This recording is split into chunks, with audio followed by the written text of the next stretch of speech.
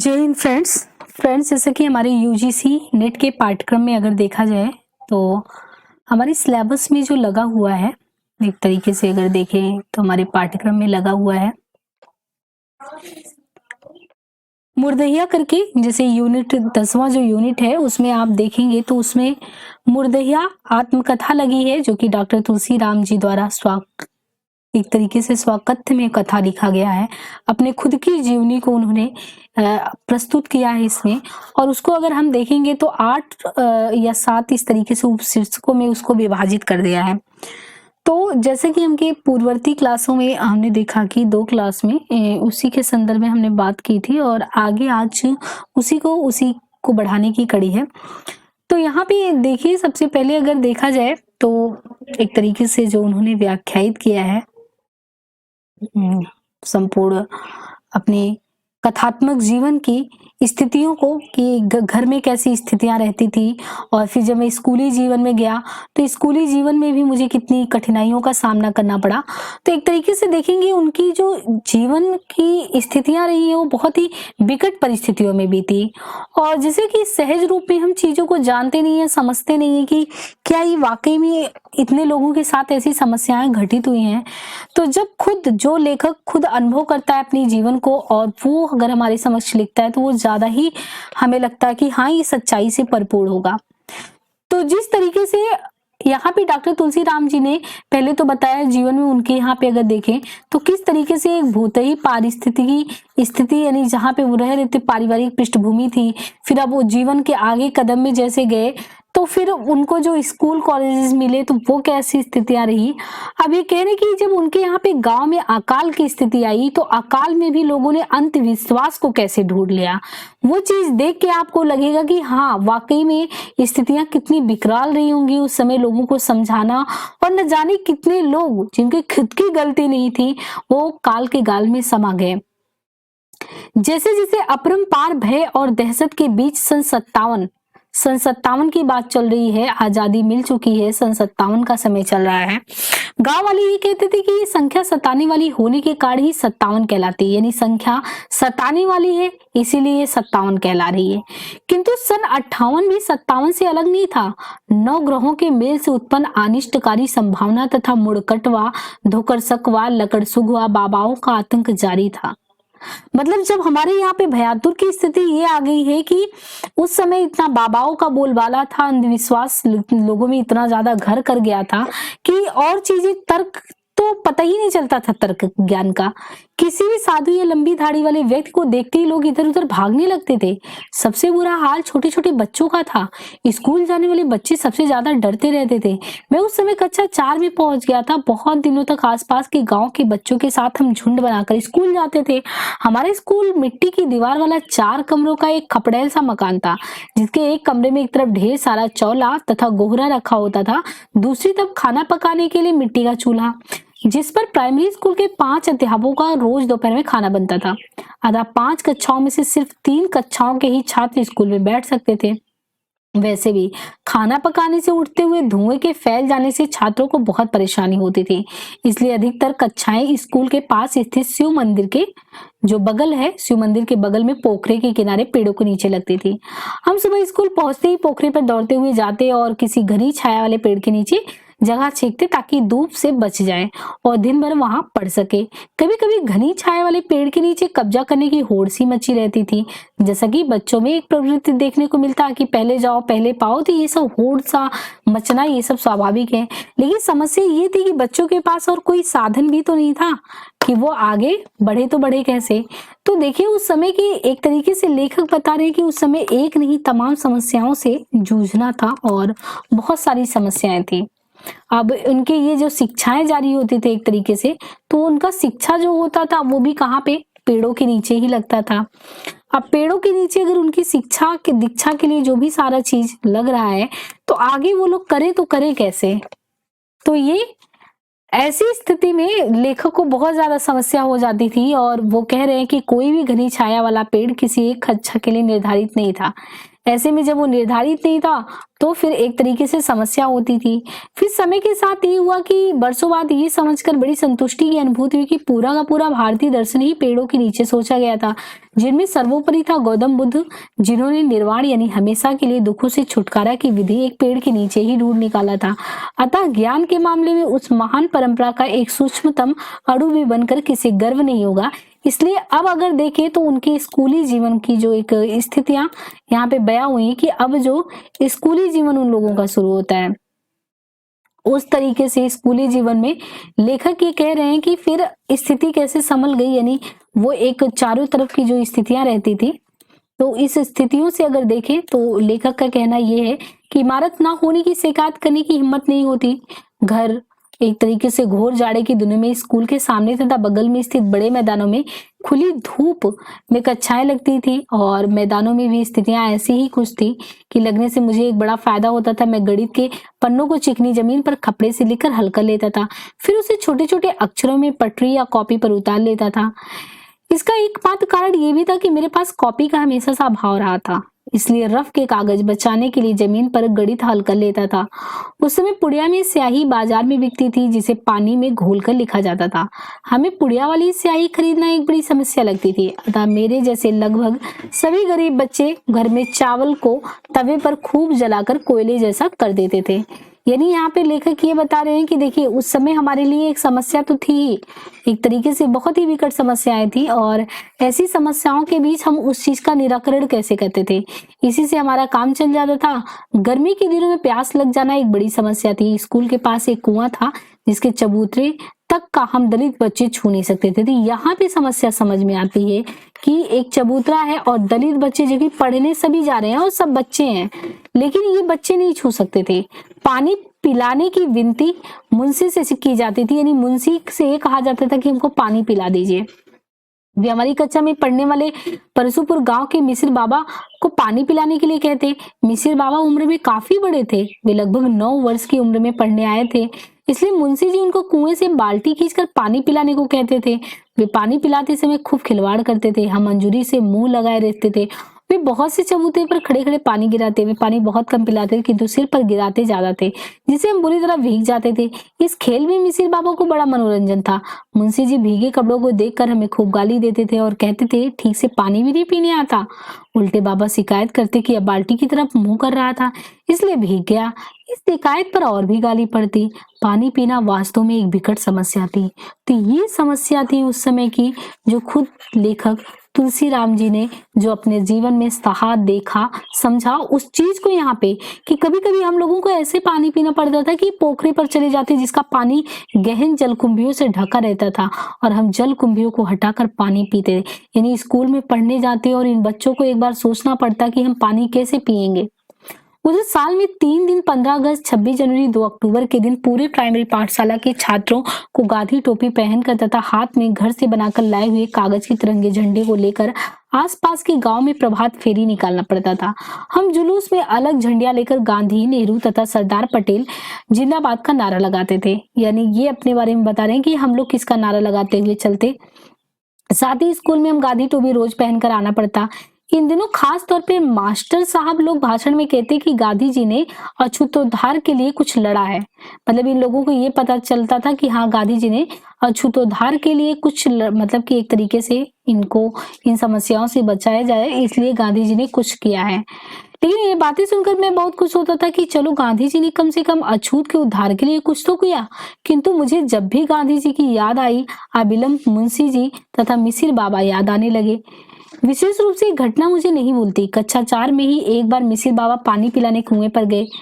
घिरी पर डोर चढ़ाकर बाल्टी को कुएं में डाला। मैंने कौतूहल बस कुएं के चबूतरे को एक उंगली से झड़ पर के लिए छू दिया, किंतु मिसिर बाबा बाल्टी को कुएं में डुबाते हुए नीचे से कनखिया पीछे देख रहे थे और मुझे उंगली चबूतरे से लगाते हुए उन्होंने देख लिया। फिर इनके साथ क्या हस होता है ये देखिए। मतलब उस समय आप डर का आलम देख सकते हैं कि बचपना भी एक तरीके से इन लोगों का, वो जो एक जिंदगी थी बचपने की अगर कह सकते हैं, तो उस तरीके से ये खुद को, अपने आप को इस तरीके से महसूस करके जी भी तो नहीं पाते होंगे, क्योंकि एक तरफ इनके अंदर इतना डर का भाव रहता होगा। जिस तरीके से लेखक की स्थितियों को बयां करें, उसे तो यही लग रहा है कि डर कितना ज्यादा रहता होगा। अब यहाँ पे जिस तरीके से बता रहे हैं कि अब उस समय इनको लगा कि अब वो इस तरीके से पानी तो पीने नहीं दिया, तो इस महापात की क्रिया से उनका ब्राह्मणत्व तो इतना हावी हो जाएगा कि उनके हाथ से डोर छूट गई और बाल्टी कुएं की तलहटी में जा पहुंची। मिसेस शोर मचाते हुए मुंशी जी के पास दौड़े और चिल्लाते रहे कि चमरा ने कुआं छू लिया। तो यहाँ पे देखिए जो लैंग्वेज का प्रयोग हो रहा था, यहाँ पे देखिए मैंने लिखने के लिए छोड़ दिया है कि चमरा ने एक तरीके से कुआं छू लिया। ये जो बोलने की बात थी तो इसका कितना ज्यादा गहन एक तरीके से प्रभाव पड़ता होगा बच्चों पे। मिसेस शोर मचाते हुए मुंशी जी के पास दौड़े और चिल्लाते रहे कि उन्होंने छू लिया। मैं बहुत डर गया था उस दिन। मुंशी जी दिन भर रुक रुक कर गालियां देते रहे। इसके बाद में कभी पानी पिलाने के लिए कहने की मतलब कि फिर पानी पीने के लिए मेरी हिम्मत ही नहीं हुई कि मैं जाऊं और पानी के लिए कह सकूं। मिसिर एक विचित्र किस्म के व्यक्ति थे। उनके पिताजी का बचपन में ही देहांत हो चुका था। उनके एक बहन और 4 भाई थे। उनके चाचा सिंगापुर में कोई छोटी मोटी नौकरी करते थे और सिंगापुर से इन सबके लिए अच्छे अच्छे कपड़े भेजा करते थे। मिसिर अक्सर एक सिंगापुरी 4 खाने की जंघी आता था, अधवैया स्कूल पहने आता था। हमारे साथ पढ़ रही 3 लड़कियों में एक हनौता गांव की सतिया नोनियाइन थी जो उम्र में उनकी ही तरह बड़ी थी। एक दिन सतिया के सामने वाली दूसरी कतार में बैठे मिसिर बेकाबू होकर जंघिया के नीचे से अपना एक अंग विशेष बाहर कर दिए। सतिया जोर से चिल्ला उठी। मुंशी जी देखे ये हमें देखा था हुआ। इतना सुनते ही मुंशी जी ने उस दिन मिसिर की जबरदस्त पिटाई की। उन्होंने एक अरहर के डंडे से उन्होंने बेतहासा उसे मारा। वे हाथ पैर जोड़ते रह गए। उस दिन चौथी कक्षा के सारे बच्चे बुरी तरह डर गए थे। उन दिनों सावर्णों में मृत्यु भोज के अवसर पर ब्राह्मणों को बुलाकर खिलाने का बड़ा प्रचलन था। मिसिर अक्सर मृत्यु भोज के लिए जाया करते थे और वे कक्षा में पढ़े ठान से बताते रहते थे कि जब भी मृत्यु भोज में निमंत्रण मिलता है वो 2 दिन पहले ही घर में खाना बंद कर देते थे। दांत में एक लौंग दबा कर रहते थे। जब कभी निमंत्रण मिले काफी दिन बीत जाते थे तो प्राय कहते थे कितना दिन हो गया सर्वा कौनो ना मरत हो। तो इस तरीके से वो कहते थे। 5वीं कक्षा में जाते जाते हर साल दशहरा के अवसर पर मंदिर के पास लगने वाले मेले में खेली जाने वाली रामलीला के बारे में वो बता रहे हैं कि जो खेले जाने वाली एक होता नहीं कि जैसे रामलीला वगैरह है तो फिर बच्चे तो है आनंद के लिए तो हर साल दशहरा का मेला वगैरह होता है। तो मंदिर के पास लगने वाले मेले में खेली जाने वाली रामलीला में मिसिर बाबा को सीता जी की भूमिका के लिए चुन लिया गया था। स्कूल के मास्टर जी लोग ही मंदिर के बाबा हरिदास के सहयोग से रामलीला करवाते थे। सीता जी के वेश में साड़ी पहनकर मिसिर बाबा एकदम क्या लग रहे थे, एकदम एक तरीके से युवती कन्या लग रहे थे। तमाम दलित लड़कों को रावण की सेना में विभिन्न राक्षसों की भूमिका दी गई थी। हम राक्षस बने रामलीला में रोज मरते रहते थे। बाद में रामलीला तथा मेला समाप्त होने के बाद सबसे बुरी हालत सीता जी बनने वाली की होती थी। पास ही हाई स्कूल में पढ़ने वाले छात्रों में से कोई गुंडा किसके लड़के वास्तव में उसका अपहरण करके पास के अरहर या गन्ना की खड़ी फसलों में अंतर्ध्यान हो जाते। असली सीता जी तो सिर्फ एक बार अपहरण हुई थी, किंतु यह रामलीला वाली सीता अनेक बार अपहरण हुई।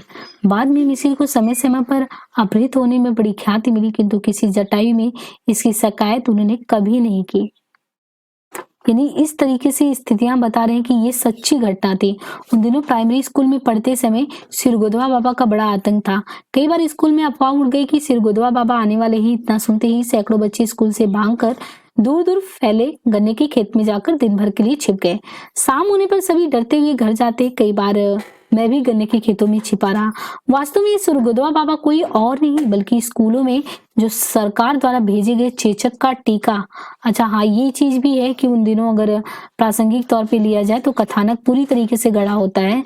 तो उस समय ये भी एक था कि लोगों को जो एक दवा को लगाने की बात हो रही थी, तो वही कह रहे हैं कि चेचक का टीका लगवाने वाले कंपाउंडर होते थे, जिन्हें मेरे पिताजी कंपाउंडर बाबू कहते थे।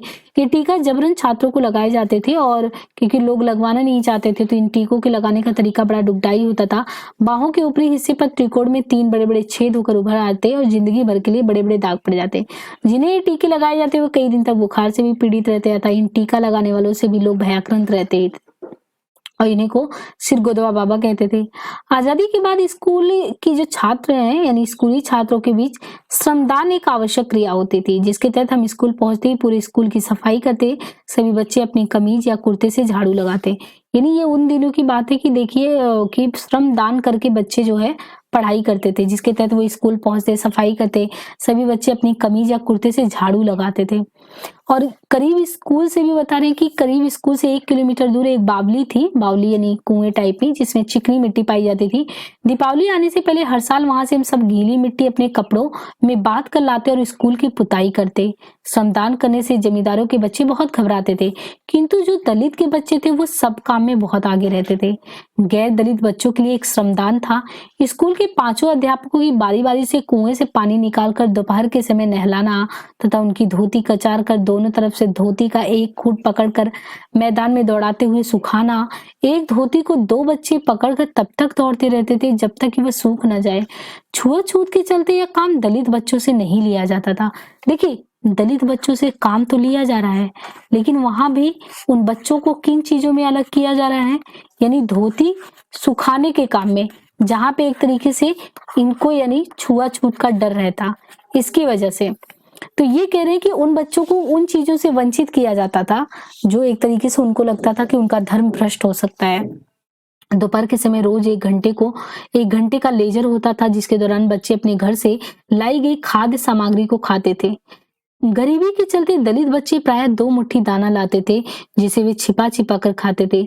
मेरी तरह कुछ बच्चे एक तरीके से वो भी लाटा लाते थे। जौ के सत्तू में महुए के फूल, जिसे गोदा कहते थे, को सुखाकर थोड़ा गुड़ डालकर सान लिया जाता था।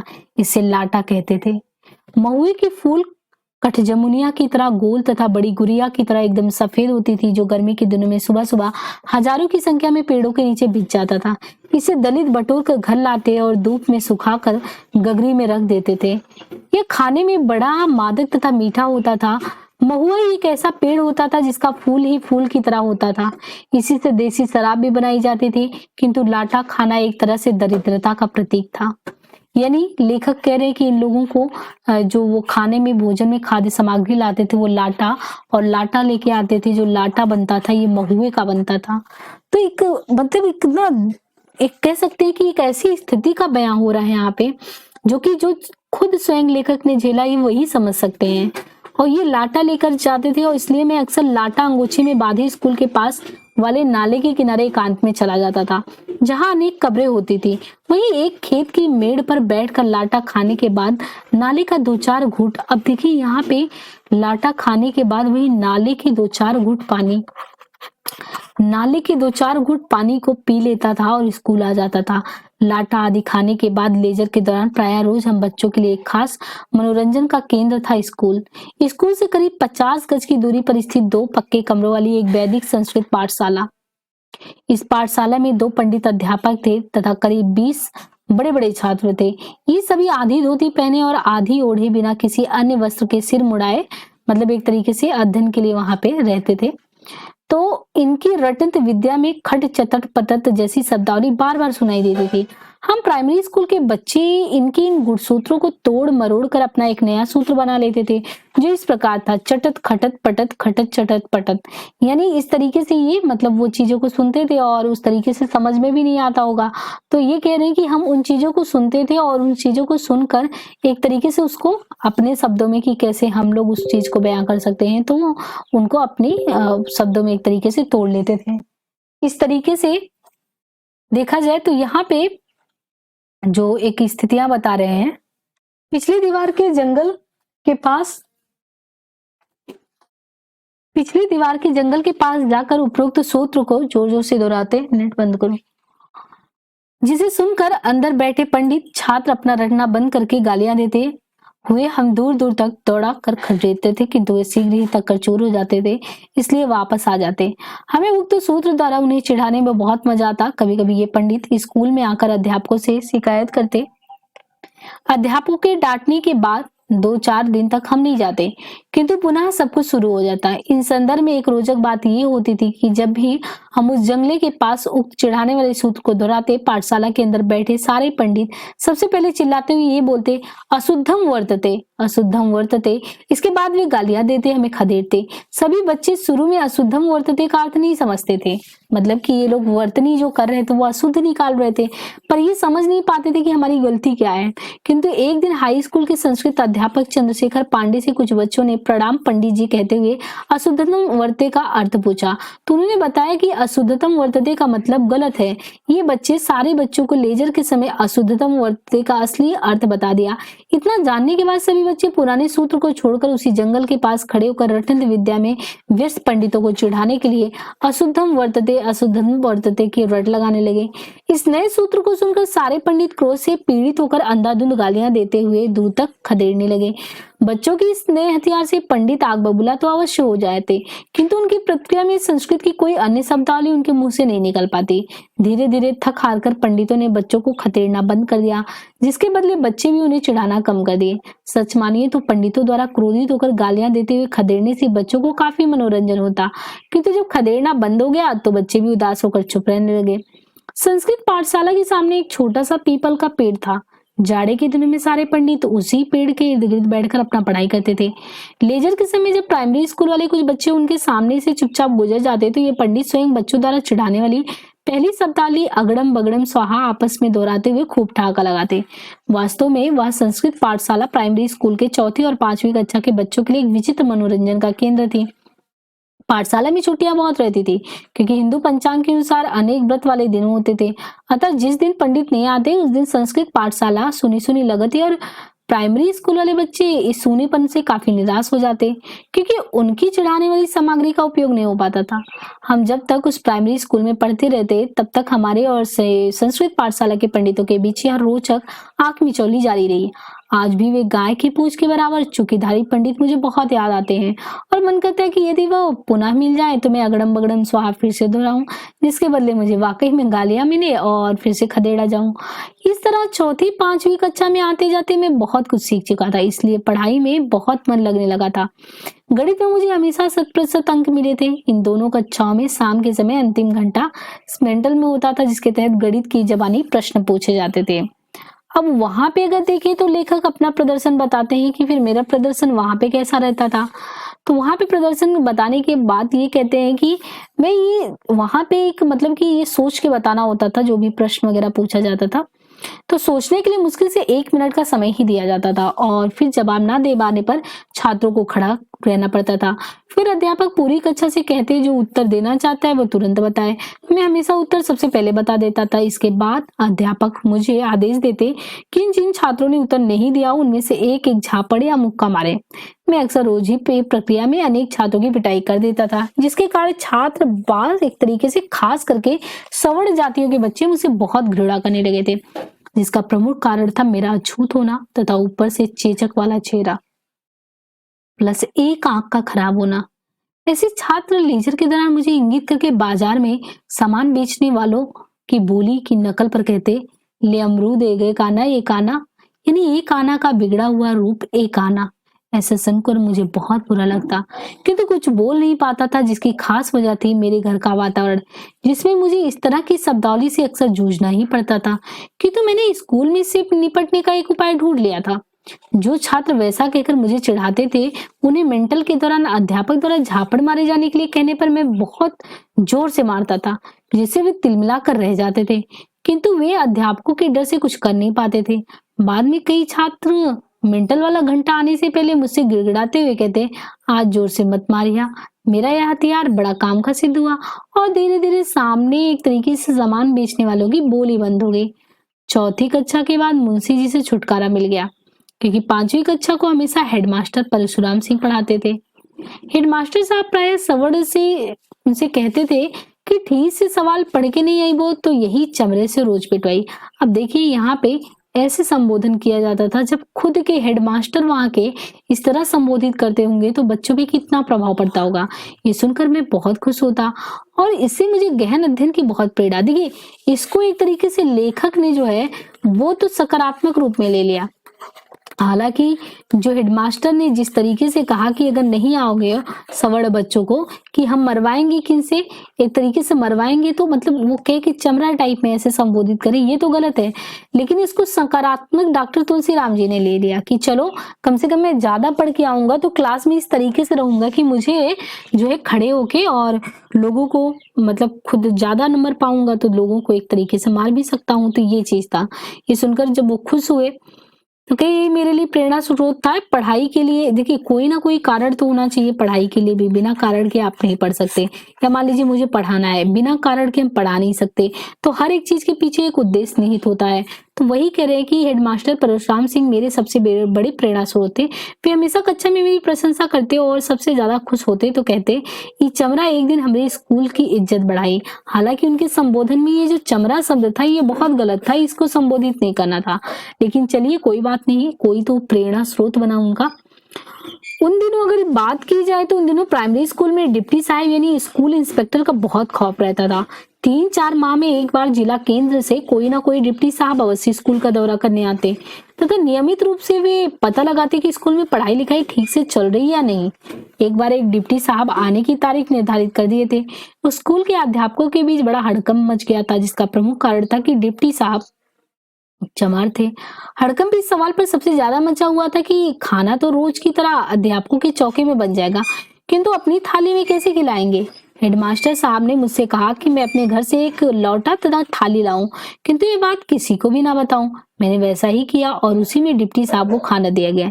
चमार डिप्टी साहब से सबसे ज्यादा डर इस बात के लिए था कि यदि वे स्कूल से नाराज हो गए तो जिला केंद्र पर शिकायत कर देंगे और सारे अध्यापकों की तनख्वाह रोक दी जाएगी। वैसे जब भी कोई डिप्टी साहब आते हमेशा तीसरी तनख्वाह रोक दी जाएगी।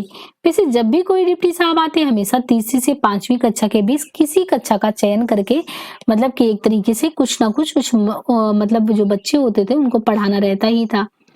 तो फिर वो आते और मुआयना करते, मुआयने का तरीका भी उनका इस प्रकार का होता।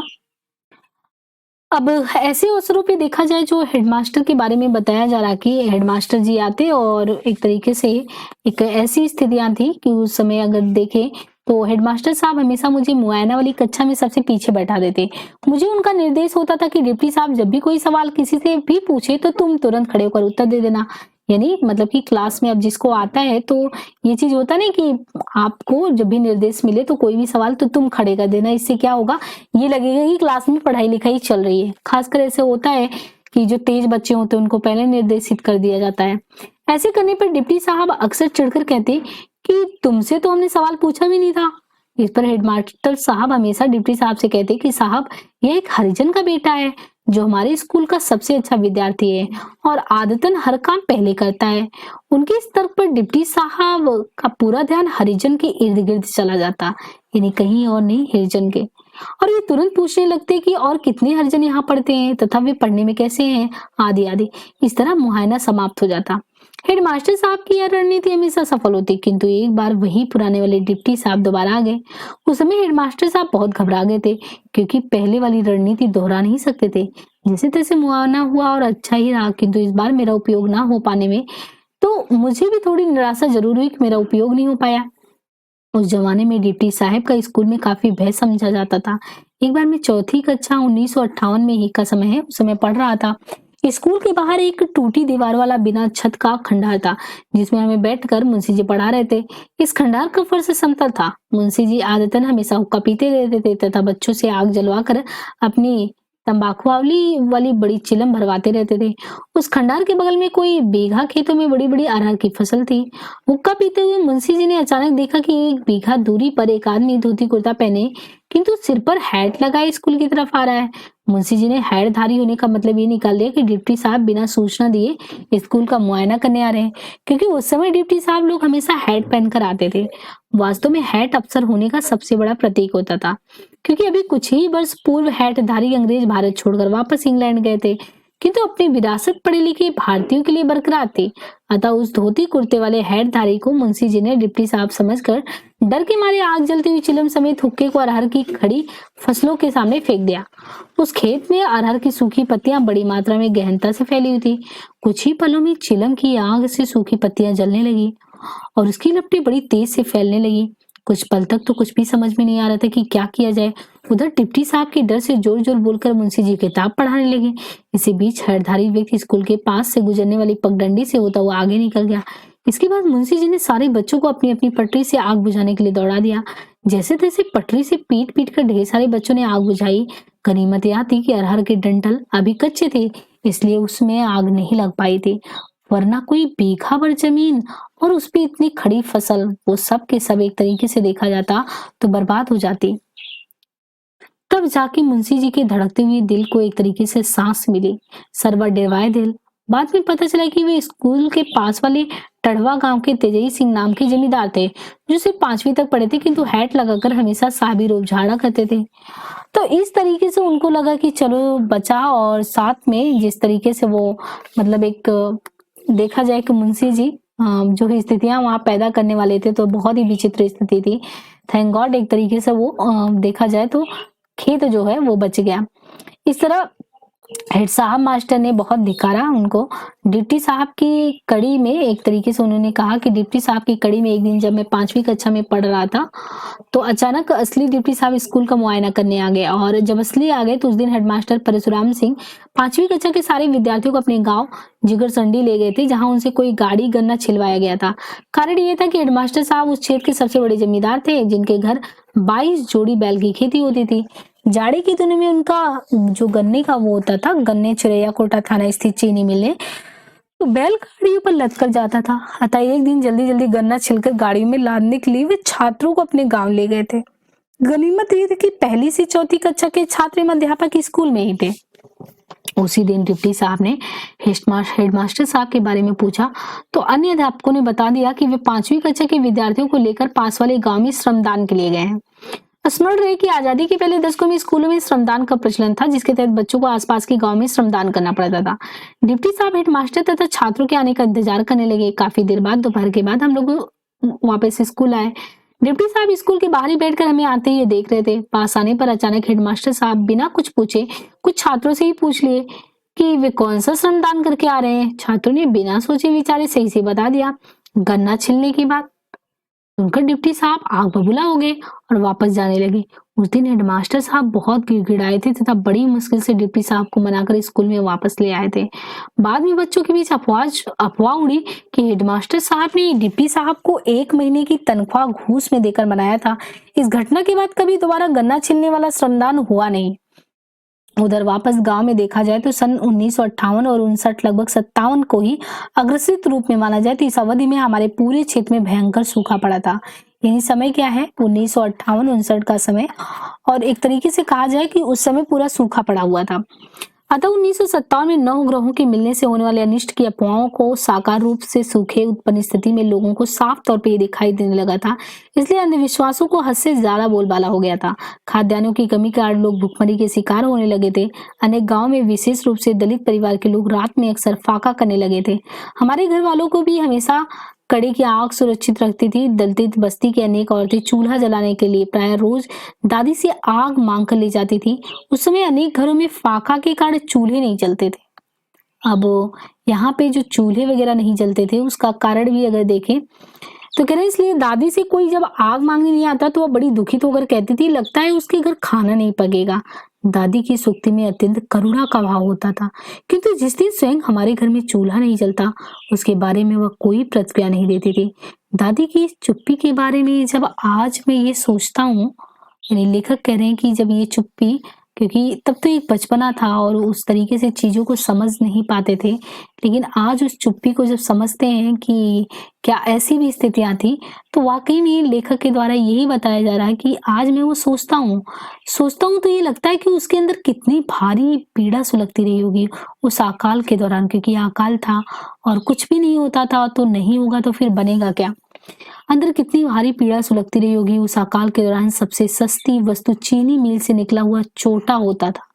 अधिकतर दलित बाजार से चोटा लाकर सुबह और दोपहर को उसका रस घोलकर पीते थे तथा उसके साथ मटर की दाल पानी में भिगोकर 1-2 मुट्ठी खा लेते थे। रात के समय यदि उपलब्ध हुआ तो आटे की मोटी लिट्टी बनाकर नमक प्याज से लोग गुजारा करते थे। चोटा लगातार पीते रहने से विशेष रूप से बच्चों को अक्सर पेचिस की बीमारी हो जाती थी, यानी एक समस्या से दूसरी समस्या, क्योंकि वो तो खाने के लिए था नहीं, लेकिन जिस तरीके से समस्याएं थी उस समस्या में ये लोग खाते भी क्या। ऐसा होने पर दादी प्रायः गांव की औरतों को कहती थी कि वे अमरूद या अमलतास की पत्ती पीसकर छानने के बाद उसका रस पेचित पीड़ितों को पिलावें। इस रस से पेट हमेशा ठीक हो जाता है। गांव के आसपास के छोटी मोटी जल स्रोतों के सूख जाने के कारण दलित बच्चे अक्सर बहुत काम मतलब नहाने की बात हो तो कम नहा पाते थे। इसलिए खुजली की बीमारी बड़ी तेजी से फैल जाती थी। दादी खुजली ठीक करने के लिए भंगरैया नामक पौधे की पत्तियां पीसकर उस पर छोपने के लिए कहती थी, जिससे खुजली ठीक हो जाती थी। फोड़ी फुंसी के ऊपर वह अकोहल की पत्ती पर मदार के दूध को पोतकर चिपका देती थी, जिससे उसका इलाज हो जाता था। इस प्रकार के अनेक नुस्खों से उस अकाल में दादी अनेक लोगों का मुफ्त में इलाज कर देती थी। सबसे मजेदार बात तो यह थी कि दिवाली का त्योहार आने पर मेरी माँ परंपरा के अनुसार अनाज पछोड़ने वाले सूप को एक लकड़ी से भद-भद पीटते हुए रात को अंतिम घड़ी में घर के एक कोने में जाती और साथ में जोर-जोर से अर्ध गायन शैली में सूप पीटी दरिद्र खेदों का जाप भी करती थी। और ये दरिद्र खेतों वाली प्रथा एकादशी को होता है दिवाली के बाद के दिनों में, तो ये तो अभी भी प्रचलन में है। तो गांव की अन्य महिलाएं भी ऐसा करती थी, किंतु कोई घर से दरिद्रता भगा पाने में कभी सफल नहीं हुआ। यानी लेखक का कहने का ये मतलब है कि लोगों का मानना था कि इससे दरिद्रता भाग जाएगी, पर ऐसा तो हम हमेशा करते हैं, लेकिन दरिद्रता तो किसी के घर से नहीं भागती। उस अकाल में भी खूब खूब सूप पीटे गए, किंतु हर घर के कोने कोने में वह समाई हुई थी दरिद्रता। ऐसा लगता था कि मानो धरती की सतह से पानी कहीं उड़ गया था, किंतु हर बड़े छोटे भूखों की आंखों में तो एक एक समंदर हिलोरे ले रहा था। गांव के जमींदारों के पास अन्न के भंडार हमेशा होते थे। वे कोई मन अनाज को अलग से रखते थे, जिसे बेगही कहते थे। मतलब एक तरीके से उनके बारे में बताया जा रहा है कि बेगही रखते थे। बेगही होता था कि वो अनाज को रखते थे, थोड़ा बहुत अनाज नहीं, उनके पास जैसे मन भर का अनाज, ढेर सारा अनाज होता था। लेकिन ये नहीं कि वो बांट दें, जब सब लोग भूखे हैं तो बांट दें, ऐसा नहीं था। और फसल कटने के बाद सवा सेर अनाज लौटाना पड़ेगा, ये बेगही सारे दलित हरवाही के बदले उन्हें जमींदार द्वारा दिए गए छोटे छोटे खेत के टुकड़ों में बोने के लिए लाते थे। किंतु उस अकाल में पेट भरने के उद्देश्य से जब उनसे बेगही मांगी जाती तो वो डेढ़िया पर देने को तैयार होते। डेढ़िया का मतलब ये होता था कि एक सेर के बदले 1.5 सेर वापस करना होगा। उस भुखमरी के दौर में यह अमानवीय डेढ़िया की मुनाफाखोरी बड़ी दुखदाई होती थी। अधिकतर दलित डेढ़िया ना चुका पाने के भय से बहुत कम बेगही उधार ले पाते थे। ऐसी बेगही ना चुका पाने पर दिन भर जमींदारों के खेत पर बनी के बदले कई दिनों तक मुफ्त में काम करते थे। बनी का मतलब होता था कि दिन भर काम के बदले 1 सेर अनाज की मजदूरी मिल जाएगी। इन दिनों किलो या ग्राम का प्रचलन नहीं था, अतः सारी सौर जो भी तौल सेर तथा छटाक में ही होते थे। 1 सेर का बटखरा एक टूटा हुआ पत्थर का टुकड़ा होता था, जो सरकारी सेर से बहुत छोटा होता था। हमारे गांव के ब्राह्मण तो एक तरीके से ईंट तोड़कर ये वाला काम कर लेते थे। तो वे ईंट से बनी तौलकर वो भी सबसे खराब अनाज दलितों को देते थे। यानी ये भी नहीं कि उनको अच्छा अनाज देते थे अगर उनसे दिन भर काम करवाते थे, तो नहीं। कहने का ये मतलब है कि उनको सबसे खराब अनाज देते थे। एक तरीके से बेगही के नाम पे अगर अनाज दे रहे हैं तो अनाज भी उनको ऐसा नहीं देते थे कि अच्छा वाला दें। अतः बेगही तथा कम तौली हुई अनाज का मिलना भी दूभर था। डेढ़िया, बेगही का चक्रवृद्धि भुगतान और ईंट वाली तौल से चुकाई जाने वाली बनी आदि को लेकर दलितों तथा ब्राह्मणों के बीच अक्सर बड़ी तनातनी होती थी। प्राय हर साल दलित कुछ दिनों के लिए हड़ताल कर देते थे। हड़ताल के दौरान कभी कभी लाठी डंडे तक बात पहुंच जाती थी। जब भी लाठी डंडे चलने की नौबत आती, गांव के सारे दलित पंचायत के लिए हमारे घर चौधरी चाचा के यहाँ आते। उसी कुएं के चबूतरे पर पंचायत होती और चौधरी चाचा सबकी राय में कुर बांध देते थे। कुर बांधने का मतलब ये होता था कि किसी निर्धारित समय तक स्थान पर जमीन पर खपड़े से एक खूब लंबी रेखा खींच देना। उस रेखा के दोनों तरफ काफी दूर पर दोनों परस्पर विरोधी पक्ष खड़े होते। रेखा के इन पार खड़े दलित उस पार खड़े ब्राह्मण को चुनौती देते कि यदि हिम्मत हो तो रेखा पार करके दिखाएं। यदि ब्राह्मण रेखा पार कर लेते तो तुरंत दलितों से लड़ाई हो जाती। ब्राह्मण हमेशा भाले और बल्लत से लैस रहते, किंतु दलित सिर्फ और सिर्फ लाठियां रखते थे। ऐसी कूरबंदी लड़ाइयों में दलित महिलाओं की वीरता देखते ही बनती। ये सारी महिलाएं मरे हुए बैलों तथा गायों की बड़ी बड़ी तलवार नुमा पसलियां अपने घरों में अवश्य हथियार के रूप में रखते थे। कुछ दलित औरतें गांव के पास वाले गड्ढों में फेंकी हुई बियाना कमाने वाली हांडियों को उठा लाती। गांव की ब्राह्मणियों के जब बच्चे पैदा होते तो ये दलित महिलाएं उन्हें पैदा कराकर उनकी नाल खेरी काट कर एक हड़िया में भरकर गड्ढे में फेंक आती थी तथा 12 दिनों तक जच्चा बच्चा दोनों की लगातार माली शादी करती थी। यहाँ तक कि उनके मलमूत्र भी वे हंडिया में भरकर फेंकती थी। इन्हीं सारी क्रियाओं को एक तरीके से क्या कहते थे, बियाना कमाना कहते थे। हमारे घर में चौधरानी चाची बियाना कमाने में सिद्धस्त थी। गांव के अधिकतर बच्चों की वही मतलब गांव के जो ज्यादातर बच्चे पैदा होते थे वो बच्चों को पैदा करवाने वाला काम वही करती थी। क्रूर की लड़ाई के दौरान जब दलित महिलाएं इन हाड़ियों तथा गाय बैलों की पसलियों को लेकर ब्राह्मणों को मारने के लिए दौड़ती, तो वे जान बचा बचाकर बाला बल्लम फेंककर बड़ी तेजी से पीछे भागने लगते, क्योंकि बियाना की हड्डियां और मरे बैलों तथा गायों की पसलियों से छू जाना वे महापाप समझते थे। और ये औरतें कुछ हंडिया तथा पसलियों का जोर लगाकर दूर से फेंकती, जिसे ब्राह्मण अत्यंत भयभीत होकर भाग लेते। इस प्रक्रिया में हमेशा दलितों की जीत होती थी। क्रूर बधी लड़ाइयों की परंपरा दलितों के बीच संभवतः महाभारत के कुरुक्षेत्र में संपन्न हुई कौरव पांडव युद्ध से आई थी। इसके बाद कई ब्राह्मण गिड़गिड़ाते हुए पुनः काम शुरू करने के लिए राजी करते थे। कुछ दिन तक असली शेर से तौल कर बनी देते थे, किंतु बाद में फिर वही ईंटों वाला शेर हावी हो जाता। फसल कटाई के दौरान शेर भर अनाज बनी में देने का प्रचलन नहीं था, बल्कि 20 केड़ा फसल पर एक केड़ा बनी के रूप में मिलता था। केड़ा का मतलब ये होता था कि दोनों बाहों के बीच जितनी फसल आ जाए, केड़ा, इसको केड़ा एक तरीके से कहते थे कि दोनों बाहों को अगर फैलाए और मान लीजिए इतना अनाज आ गया, तो जितना अनाज आ गया वही एक केड़ा अनाज हुआ। मतलब एक टोकरी है मान लीजिए, और जितना इसमें अनाज आ गया बस उतना ही है। अतः फसल काटते समय दलित केड़ा बना बनाकर खेत में रखते जाते। पूरे खेत की कटाई के बाद सारे केड़ों को गिनकर बनी वाले केड़े 20 पर 1 के हिसाब से निर्धारित होते। इन केड़ों में से 1 या 2 केड़े दलित अपनी मर्जी से चुनते तथा बाकी ब्राह्मण मालिकों की मर्जी से चलता। जिस केड़े को दलित अपनी मर्जी से चुनता, तो उसके साथ भी ऐसा नहीं कि बहुत अच्छा करते, क्योंकि यहाँ पे इतना नहीं था कि एक तरीके से चॉइस बहुत ज्यादा थी, उन लोगों के पास चॉइस बहुत ही कम था। और अगर वो चुनते, तो उसमें ये बता रहे हैं कि अगर वो चुनते अपनी मर्जी से, तो लेते उसमें रखी जाने वाली खूब दानेदार फसलों की दवा दबा कर रखते थे। अधिकतर दलितों को ठीक से गिनती नहीं आती थी, इसलिए ब्राह्मण केड़ा गिनने में चालाकी कर जाते, किंतु दूसरी कक्षा के बाद मेरे घर वालों के लिए केड़ा गिनने में मेरी गणित हमेशा काम आती रही। गांव के कुछ अन्य दलित भी मुझे केड़ा गिनने के लिए ले जाते थे, किंतु उस अकाल के दौरान बहुत कम फसलें उत्पन्न हुई, इसलिए बनी की केड़े भी कम ही मिले।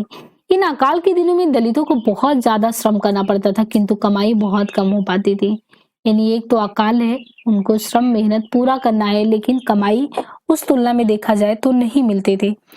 विशेष रूप से जमींदारों के खेत की सिंचाई के लिए बहुत ही मेहनत करनी पड़ती थी। दलितों को जमींदारों द्वारा काम पर बुलाने के लिए एक विचित्र परंपरा थी। हर रोज रात के पिछले पहर में जब भी विभिन्न गांव में पालतू मुर्गे जोर जोर से कुकड़ू की आवाज निकालते हुए बोलते, तो सारे जमींदार अपने अपने घरों के बाहर आकर खड़े हो जाते, हरवाह के नाम लेकर जोर जोर से बुलाने लगते। हर दलित हरवाहा अपने मालिक की आवाज सुनकर जोर से चिल्लाता, और आवत ही मालिक। जमींदारों द्वारा बुलाए जाने वाले शब्द प्राय बड़े ही निरादर पूर्वक होते थे। पहली आवाज पर कुछ उत्तर न मिलने पर वो गालियां देते हुए दोबारा बुलाते। दलित इन गालियों का जवाब नहीं दे पाते थे। इस तरह प्रतिदिन सूर्योदय से 1-2 घंटा पहले ही एक तरीके से मुर्गों की बाग की आवाज जैसी आती थी, पर दलित काम पर चले जाते थे और शाम तक श्रम करते रहते थे। अत्यधिक काम के बाद थककर पेट वो खाकर रात में सोया करते थे, और इस तरीके से उनको मजदूरी भी नहीं मिलती थी। वो दुखित होकर उन मुर्गों को गालियां देते थे, अतः वे जमींदारों का सारा गुस्सा मुर्गों पर ही उतारकर संतुष्ट हो जाते थे। इस संदर्भ में राजस्थान के ग्रामीण दीवारों पर रंगी हुई एक लोकसभा दृश्य पटल पर उभर कर सामने आती है, जिनके अनुसार मुर्गी की बांग पर प्रेमी प्रेमिका को छोड़कर अपने घर चला जाता है, और प्रेमिका गुस्से में लाल होकर मुर्गे पर तीर से निशाना साध लेती। इतना ही नहीं, हल जीतते समय अनेक दलित बैलों को खूब गालियां भी सुनाते थे। ये गालियां बैलों के गोसाया यानी मालिक की बहन बेटी को ऐसी तैसी कर देने वाली होती थी। युवा हरवाहे ऐसी गालियां कुछ ज्यादा ही देते थे, किंतु पुराने लोग शांत रहते थे। मेरे पिताजी बहुत ही शांत प्रकृति के थे, अतः वे कभी भी ऐसा नहीं करते थे। उनके परोपकारी स्वभाव की प्रतीक उनकी एक आदत मुझे आज भी प्रेरणा देती रहती है कि वे जब भी कहीं जाते थे हमेशा रास्ते में पड़े कंकड़ पत्थर तथा कांटे आदि को उठाकर दूर फेंकते जाते, ताकि उनसे कोई घायल नहीं हो पाए। उनकी इस करतूत का अनुसरण करते हुए मुझे आज भी बहुत संतुष्टि मिलता है। जहां तक उस अकाल में सिंचाई का सवाल है, वो बहुत ही मेहनत का काम था। सिंचाई बड़े ही आदमी तरीके से यानी बड़े ही आदिम तरीके से होती है, जैसे दोना चलाना, उड़ीसा चलाना, ढेकुल चलाना, पूरे नागना तथा घर्रा खींचना। इन कामों में हरवाहे का पूरा परिवार शामिल हो जाता था, और इस तरीके से टिन से बनी लंबी नालीनुमा आकृति जो बीच में थोड़ा टेढ़ी होती थी, उसे दोन कहते थे। किसी जल स्रोत के किनारे लगभग 10 फीट लंबे 3 बांसों के ऊपर छोर को एक त्रिभुज आकार में रस्से बांध कर गहुआ बनाकर 3 कोने में खड़ा कर दिया जाता। उसके ऊपर एक काफी लंबा, अगर देखे तो एक काफी लंबा ये बताया गया है कि बांस के अगले हिस्से पानी के किनारे रखी दोन में एक 5 फीट लंबी मोटी रस्सी से बंधा रहता था, और बांस के पिछले वाले हिस्से पे देखें तो एक बड़ी सी टोकरी रहती थी और वो बड़ी सी टोकरी जो होती थी तो उसमें एक एक एक ही भर कर बांध दी जाती थी। इस तरह दोन का संतुलन कायम हो जाता था और दो आदमी रस्सी पकड़कर दोन का पत्ता जो होता था बेसिकली उसको पानी में डुबो कर भरते रहते, उसे ऊपर की तरफ जो है वो ठेलते। इस संतुलन द्वारा दोन का पानी जमीन पर बनी नाली में गिरता रहता, इसे ही दोन चलाना कहते थे। अतः दोन का पानी नाली द्वारा दूर दूर तक स्थित खेतों में सिंचाई के लिए चला जाता था। हमारे गांव के ताल में दोन चलती थी। ओडिया बांस की खपच्चियों से बना छाता नुमा दउरा या टोकरा होता था, जिसकी एक तरीके से कह सकते हैं कि मेहखड़ पर दो तरफ दो मोटी रस्सियां बांध दी जाती, उसे दो आदमी या औरतें पकड़कर संतुलन के साथ पानी के किनारे आमने सामने खड़े होते।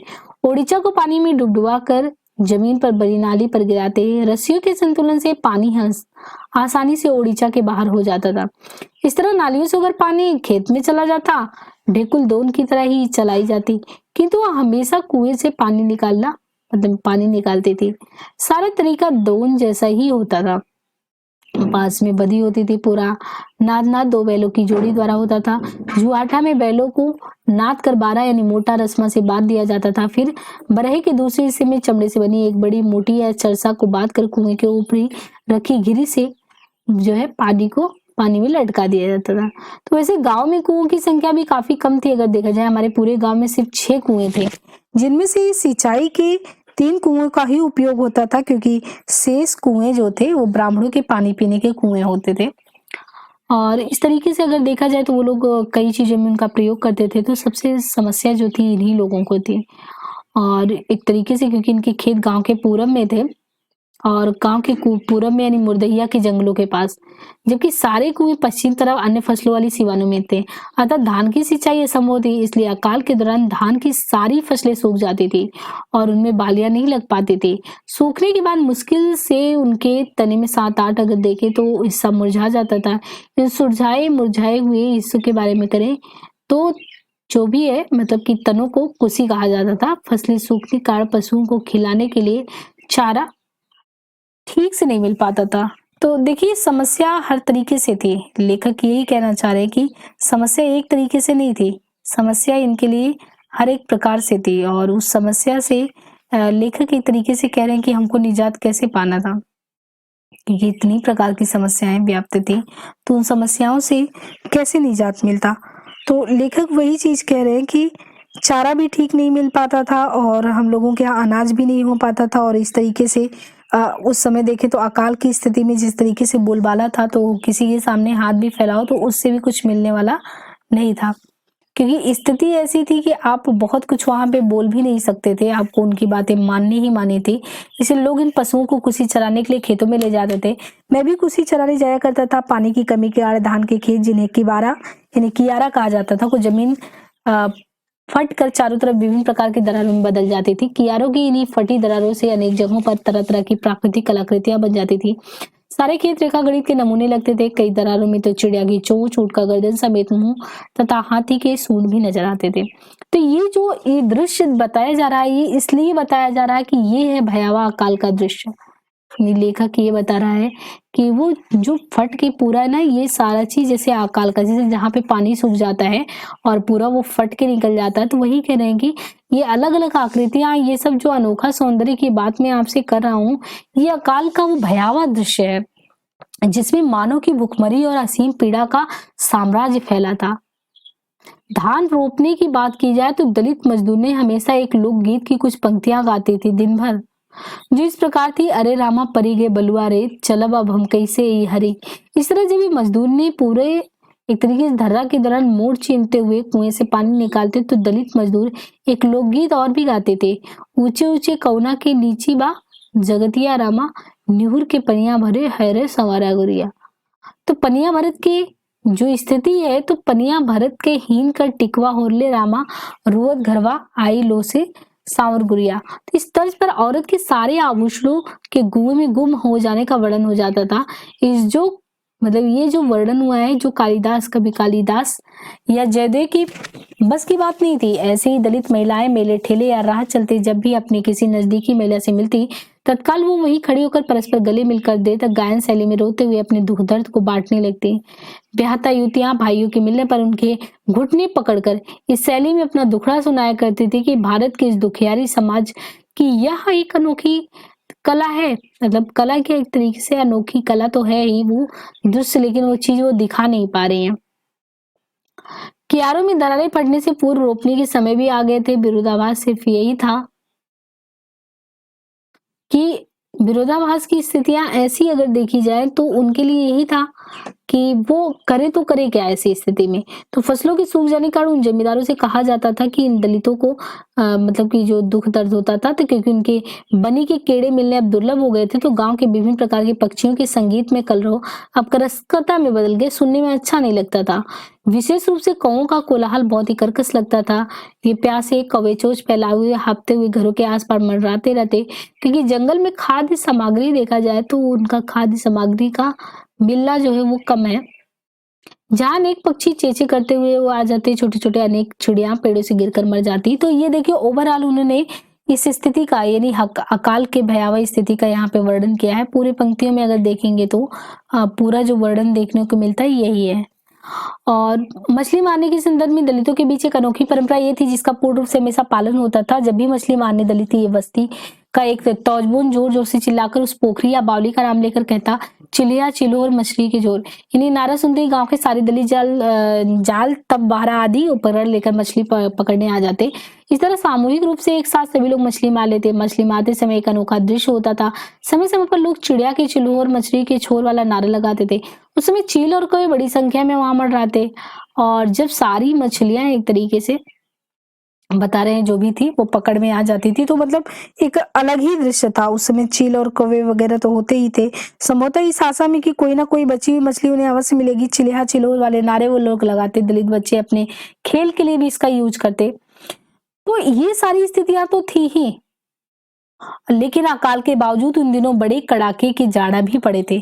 जाड़ों में हम स्कूल से आते ही गांव के अन्य बच्चों के साथ घर से नमक लेकर विभिन्न सिवानों से खड़ी चने की हरी हरी फसलों के बीच उसकी खोट खोट कर उसको खाते थे। सभी बच्चे इस कच्चे साग से पेट भर लेते थे। कोई भी अपने चने से साग खोदने से मना नहीं करता था, क्योंकि खोदने से कचिया ज्यादा निकलती, इसलिए पैदावार ज्यादा होती थी। शाम को दलित औरतें मटर तथा सरसों का साग खोद कर घर लाती तथा सभी लोग उसे पकाकर रात में खाते। किंतु अकाल की गर्मियों के दिन बहुत ही कष्टदायी हुए, क्योंकि सन 1959 की गर्मियों के शुरू में ही एक बार बड़ी बड़ी टिड्डियों का बड़ा भारी प्रकोप हुआ था। और टिड्डियां जो कि आगे पूरे फसल को बर्बाद कर देती हैं, जो कि गेहूं की फसलें पककर तैयार होने लगी थी। विभिन्न गांवों में खबर फैल गई कि अफ्रीका से टिड्डियां आ रही है, और वे जहां उतरती वहां पूरे खेत के दानों को साफ कर देती है। हमारे गांव में भी हड़कंप मच गया था। दलित बस्ती में शीघ्र ही जमींदार आकर सबको टिड्डियां उड़ाने की तैयारी करने के लिए कह दिया कि आप लोगों को यही करना है, चाहे वो बच्चे हैं, बूढ़े हैं, जवान हैं, जिसको जो भी बजाने के लिए मिला, जैसे थाली, प्लेट, चम्मच, कटोरा, एवरीथिंग जो भी था, उन सारी चीजों को बचा एक तरीके से इनको बजाना था और बजा बजा के उसको भगाना था। और इन्होंने बताया कि पिता तथा माँ के साथ ब्राह्मण जमींदारों के खेत से टिड्डियां एक तरीके से भगाने के लिए चल पड़े। यानी अपने को खेतों का तो नहीं पता, लेकिन इन लोगों को श्रमदान के नाम पे या कुछ भी करने के नाम पे एक तरीके से इस तरीके से बुला लिया जाता था। तो यहाँ पे कह रहे हैं, और हम लोगों को तो वो मौका नहीं मिला, लेकिन अगर देखा जाए तो वो चीजें करनी जरूरी थी। यहाँ भी है कि वाद्य यंत्रों को पीटते हुए हम सभी जोर जोर से हाहा करते लगातार चिल्लाते रहते। इन तमाम बेसुरे वाद्यों के स्वर तथा हाहाकार के शोर में पूरा करती हुई आवाज बहुत विचित्र सी लगती। उन दिनों गर्मी में हमारी दलित बस्ती में छोटे का रस, मटर की भिगोई दाल तथा महुए का लाटा एक बार फिर हावी हो गया था। साथ ही टेढ़िया वाली बेगही भी वापस आ गई थी।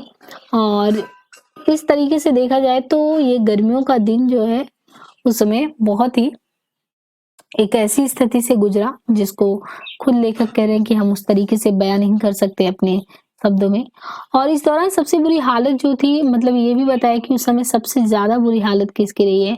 तो सबसे बुरी हालत अगर रही है तो नाइयों, धोबियों, मुसहरों तथा नटों की होती थी। अच्छा, इनके हालत बुरे होने के पीछे का कारण भी बताया है। कारण क्या था कि इनकी सबसे ज्यादा बुरी हालत होती थी। तो कहा जा रहा है कि इस दौरान सबसे बुरी हालत नाइयों, धोबियों, मुसहरों तथा नटों की होती थी। हमारे पूरे क्षेत्र में मात्र एक परिवार बगल के टंडवा गाँव में नायिका था, उसी गाँव में ही 2 परिवार नाई परिवार रहते थे तथा धोबी इन सभी गाँव के लोगों के कपड़े धोते थे। हैरत में डालने वाली परंपरा ये भी थी कि ये सभी सारा काम गुप्त रूप से एक तरीके से कहते थे। तो वही चीज़ है कि देखा जाए तो यहाँ पे लेखक वही कह रहे हैं कि सारी चीज़ें बिल्कुल खुल के नहीं आती थी। तो देखिए कि ऐसा नहीं है, उपन्यास छोटा ही नहीं है, यहाँ पे उन्होंने कहा कि और भी इस तरीके से गाने वगैरह भी चलते थे, इसी तरह और भी चीज़ें चलती रहती थी। तो अभी देखिए ये आपके क्रम में ऐसे ही सिलेबस में लगा हुआ है जो आगे बढ़ता ही रहेगा अभी। तो फिर नेक्स्ट वाला चैप्टर शुरू होगा इसमें। तो एक-एक करके यहाँ पे सारे चैप्टर को लेखक ने यहाँ पे उठाया हुआ है। तो चलिए आज यहीं तक करते हैं क्योंकि बहुत ज़्यादा लंबा वीडियो हो जाएगा तो भी प्रॉब्लम होगी, इतना ज़्यादा लंबा खींच देंगे। बाकी ठीक है, एक बार उपन्यास को पढ़ना है और समझना है। आज के लिए इतना ही, धन्यवाद।